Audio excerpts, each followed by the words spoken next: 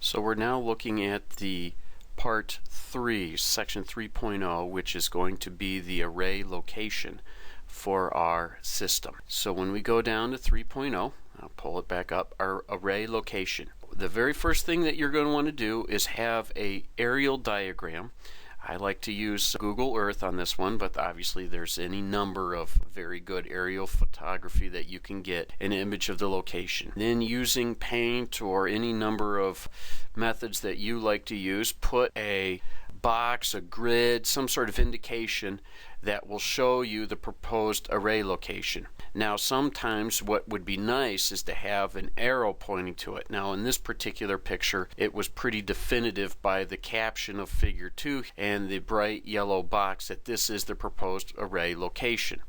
The next thing is you're going to want to draw an image of the site and the proposed location of where it wants to go. What I've done in this particular instance is I used Visio to create this drawing, and I used red to denote where the actual picture is. And let me see if I can't zoom in here and bring this larger, and it may work a little better for us. And it's going to come off the screen, I know that, but here we go. What I really liked about this image right here is I included the combiner box. I noted that the conduit was run in the attic for this particular location, and it came down to the disconnect of the home.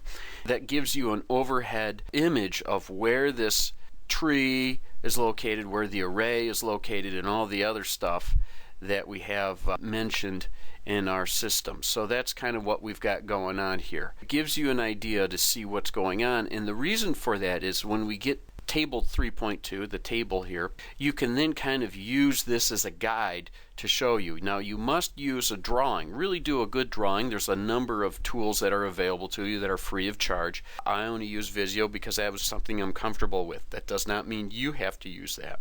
When we get to table 3.2, this is going to be critical. As I mentioned in previous videos here, we cannot be experts unless we are an expert in the field. We cannot state some of these things. So for example, on the location that we have here, I was there at a day when they had a roofing company out that was starting to do the preliminary re-roof of the house. So I put on the estimated age and the condition of the roof. I understood that the homeowners in this particular case was redoing the roof structure, and when the installation of the PV was going to be done, it would be viewed. So what you really want to do is be able to determine how much square footage is available. Now, in this 3,200 square foot, this 3,200 square foot of available space was just this east portion of the roof. So we may want to add later that this is the east portion of the roof. Now, this is a bit of a situation that you may or may not want to have. So I just left it as 3,200 square foot, and I left it as that.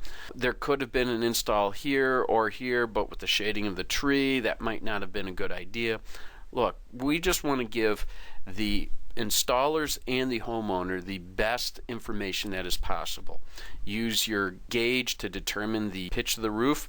In central Illinois, it's very common to find 412s, 512s, and some steeper pitched angles, but really the 412, 512 in most homes and neighborhoods tend to follow along that range. Asphalt shingles in central Illinois is pretty common. By code, you will never see more than 2 layers of shingle. There's just some stuff that you want to do and note about that. So note the